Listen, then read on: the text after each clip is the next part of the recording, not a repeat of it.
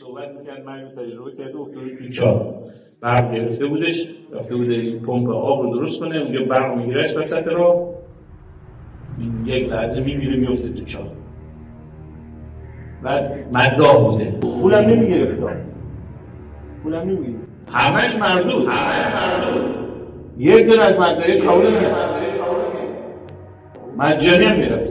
برای چی؟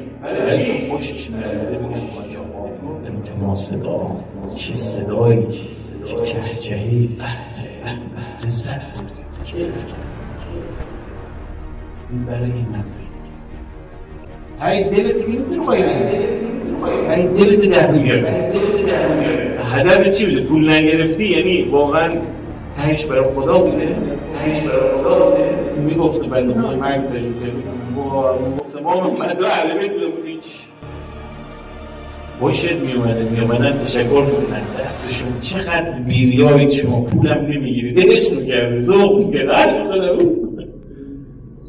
من آنم که رستم باید من زحمت میکشیدم. خب یه باراکالله که بهم میگفتن دست درد نکنه، همون شعفی که میومد برام، یه نه اینکه میگم تکبر، نه یه فخر فروشی بگم اینجوری، یا مثلا مداحی میکردی انگار مزدو گرفته بودی، همین که میگفتم باریکلا خوشحال میشدید انگار همین بود مزد، انگار که برای اون باراکلا داشتم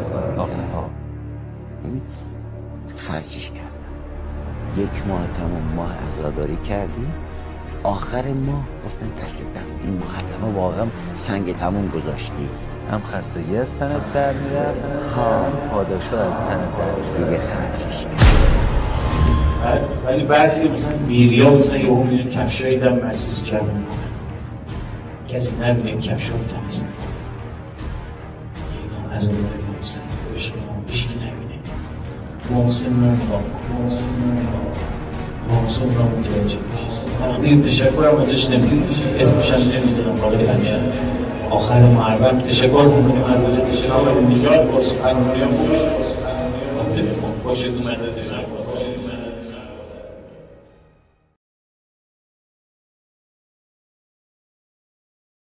کانال حفظ و نشر آثار حجت‌الاسلام علی نژاد